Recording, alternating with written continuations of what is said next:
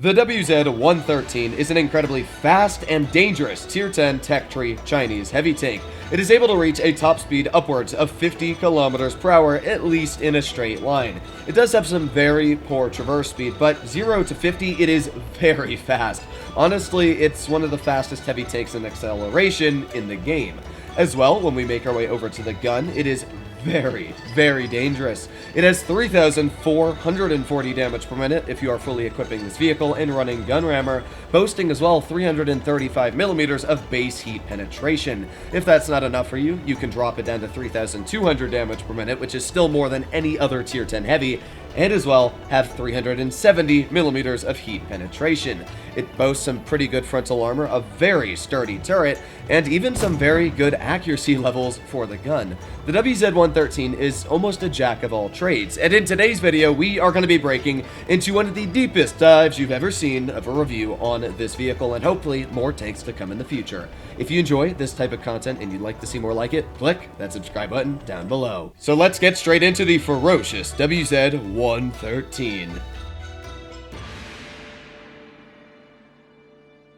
Starting off in the garage, let's talk about what makes this tank roar and what makes it not so great in the statistics. With the gun, it carries a 122mm armament with a great aiming time of 3.5 seconds and some very nice dispersion at 0.317. It boasts a rocking 3,199 damage per minute, and as I said, this is with calibrated shells, so if you're running gun rammer, it's upwards of 3,440 to be exact. With this insane DPM, it carries a 7.88 second reload and 420 damage per shot. So this thing packs a punch, and as well it carries a very strong DPM.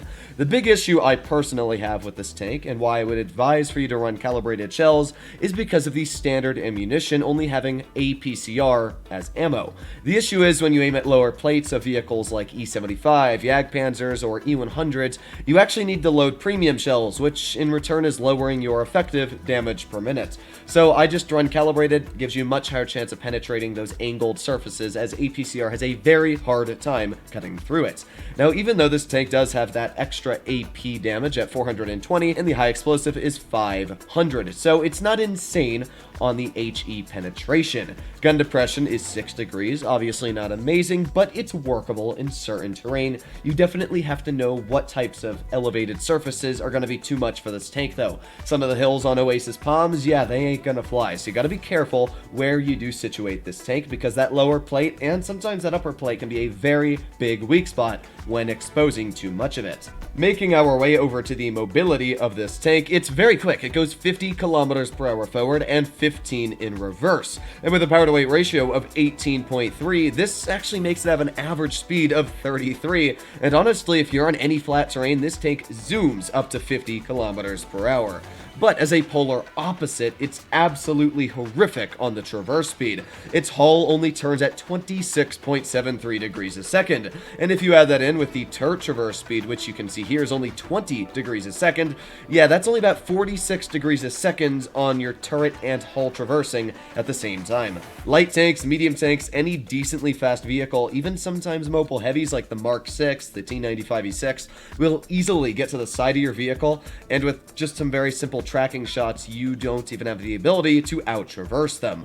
Using a T110E5, the American Tier 10 heavy tank with calibrated shells on and AP ammunition loaded, we can see how the armor profile fares on this vehicle. And it's not great. The upper plate is only sitting at around 268 millimeters thick. And what that means with the shell normalization of the T110E5 is that it most of the time will have a pretty easy chance of penetrating the upper plate of the WZ-113, especially if you're loading that heat ammo. Almost every shell is going to penetrate without even a struggle at all. The lower plate is very weak as well, only at 165 millimeters thick. Now, the nice thing about this vehicle is it's a flat upper plate. Unlike the Chinese pike nose designs, that means that you can angle this vehicle very, very aggressively. And because the upper plate is already at a very steep angle, you can also use the gun depression, making it more effective.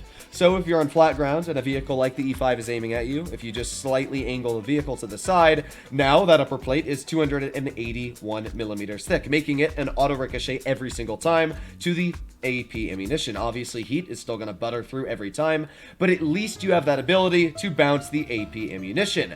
And if you have to use that gun depression, even just dead on flat, this upper plate becomes an auto ricochet to any AP ammunition as it over a 72-degree angle, and loading heat, it is 460 effective because it's just such a steep angle you're trying to hit that shell at, as you can see. So the WZ-113 is very effective on the armor if you let it be effective. You need to understand the layout of this tank's armor before you obviously roll in the battle, because using it on flat ground, it's not going to bounce Doodly's squat. But hull down, it becomes a very strong beast. Now, the turret does have some weak spots. As you can see, even on flat ground, it's about 270 millimeters thick.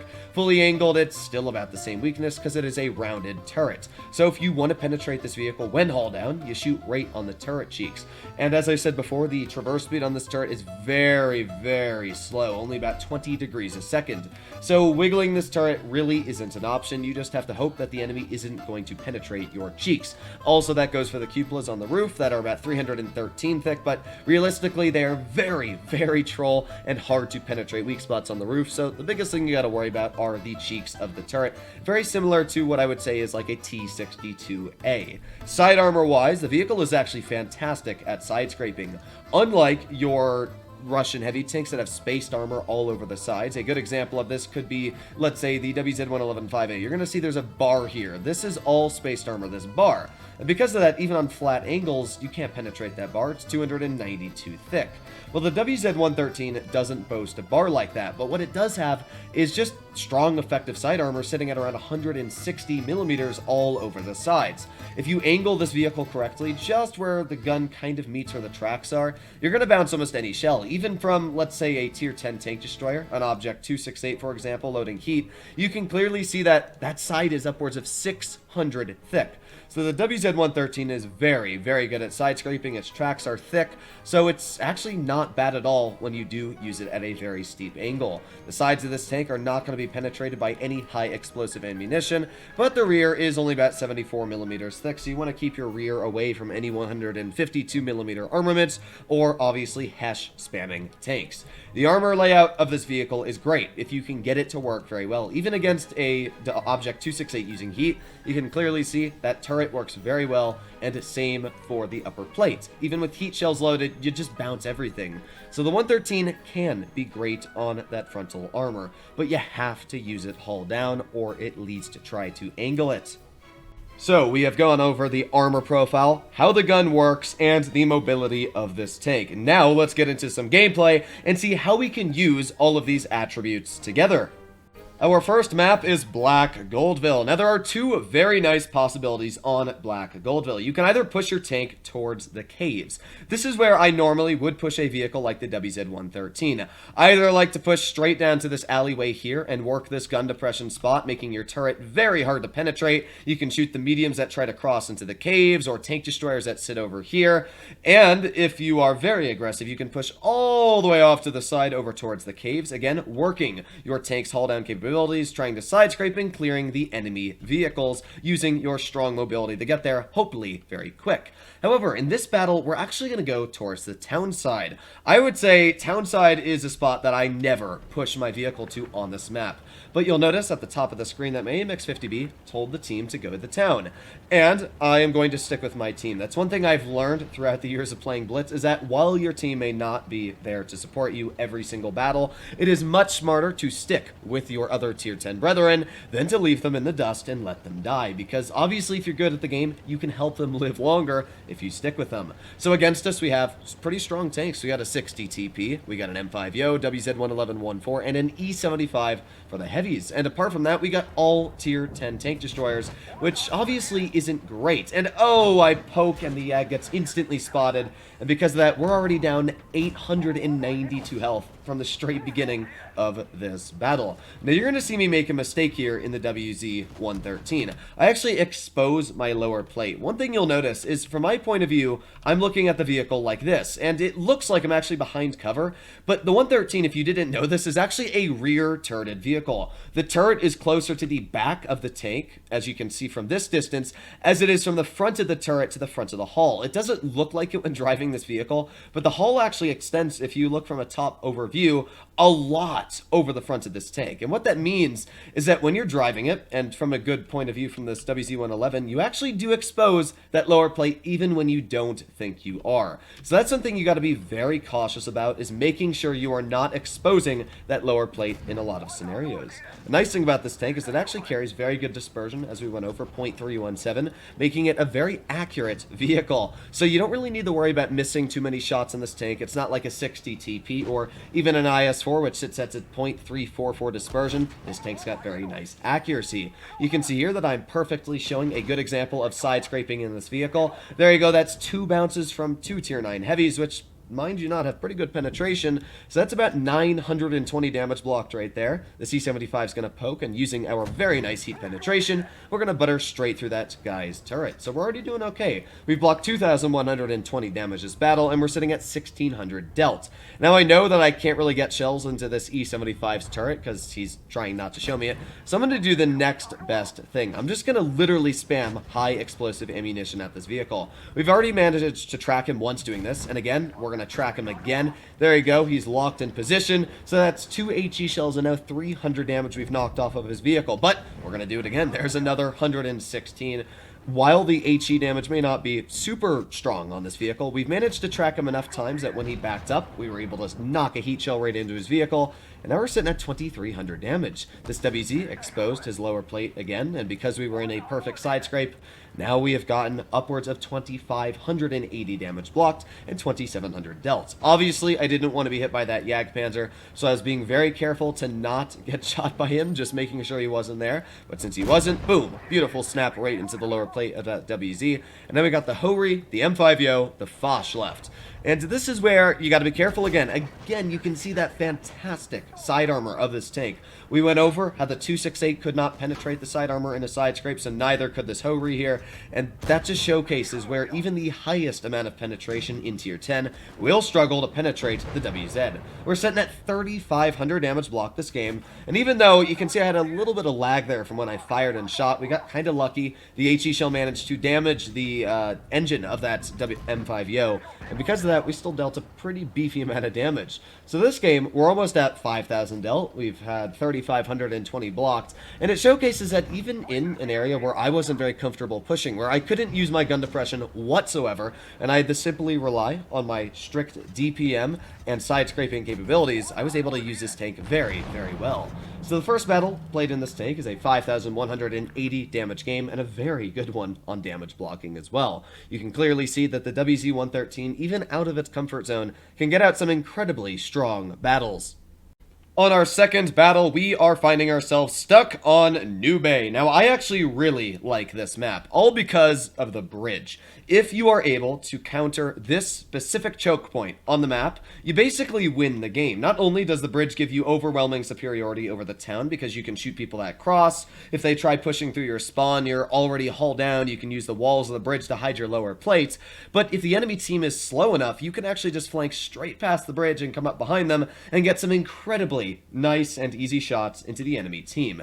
You'll notice at the top of this battle, to be exact, I told the team that we were going to go up the bridge to the right because I absolutely love the bridge, and I was just praying that my team would go this way. One of the things that really sucks about teams is they don't always listen to you, but this time the team actually somewhat listened, which is something that I'm very, very surprised and kind of lucky about. The enemy team has an FE2 and 5B, which actually can be a deadly tank. While its DPM was nerfed, it still does sit at 3,000 damage per minute, and the WZ-113 only having 2,438 hit points, it's not an IS-7, you know, it's not a VK-72, it's not sitting up there at 2,650, 2,700, so shots will bleed and hurt this vehicle quite a lot. So they also have a mouse. Ooh, 183, as I said, the sides of this tank don't have spaced armor, so you don't want to be slapped by that.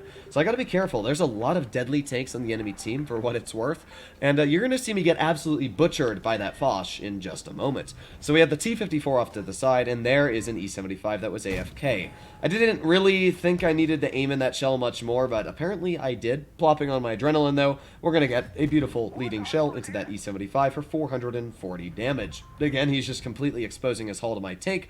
So there you go, second shell into his vehicle, and that's already 872 damage dumped out. I mean, the alpha damage and DPM combined in this vehicle make it seem so incredibly strong. We've already managed to pick up 1200 damage in just a short burst of firing. But E75 isn't much of a threat. Not only is the guy running the stock gun, but clearly he doesn't seem to be really a strong player at all. So I'm taking my attention off of the enemy E75, and I'm going to start shooting HE shells at this Waffenträger Panzer IV. This guy's not running Spaliner, and what that means is 2 HE shells into this tank, even though they were low rolls, has still made him a confirmed kill if I were to fire 2 more AP ammunition shots into him. We're already sitting at 2,458 damage dealt in this game, but this is where badness starts to occur. You're going to see that I'm just driving around this corner, and boom, a Foch instantly gets detected that hasn't been spotted the entire battle, and oh, nice angling from that Foch. Really wanted to get a shell into his side, but it just kind of tapped into the frontal armor because of that poor turret traverse. You're going to see here I'm trying to side scrape the tank, but he actually just butters right through my frontal armor because, again, the frontal armor on this tank, while it's very strong, if you have enough penetration, you're just going to go right through the upper plates. So that was kind of on me for just doing a bad job on side scraping the vehicle. But thankfully, this Foch, he is out of shells now. And what that means is, even though he missed that shot there, I have bigger fish in the sea to worry about. That Foch is going to go deal with my Sheridan, and while he's dealing with the Sheridan, we're going to deal with the FV-25B183 here. So there's one nice shot into his vehicle, and oh, my teammate hits him. We're going to load in a heat shell just to make sure it connects and finish him off. Now, I noticed my Sheridan is behind the enemy Foch, so at this moment, I'm not going to try and help out the Sheridan. I think that guy's got it under cover, and we're going to make our way over here and try and deal with the Mouse and the FV-25B. I noticed, oh shoot, my team's actually not doing all too well on hit points right now. My T-54E1's a one-shot, my VK-72 is very low on health, so what I'm going to do is, even though I'm not the healthiest of tanks at this point, we're going to try and slam some shells into the enemy team.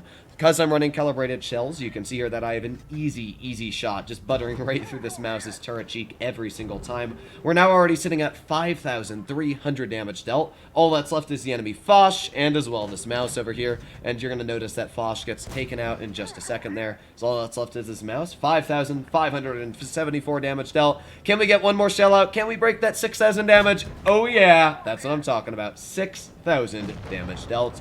And there you have it. That is a victory for the WZ-113. Another very strong victory. Now, neither of these games showcased the armor in a hull down scenario, and I specifically wanted to do that because not every game is hull down in this vehicle. There are scenarios when you can use it hull down, but it's pretty self-explanatory. Armor is very strong and the turret gets a lot of bounces.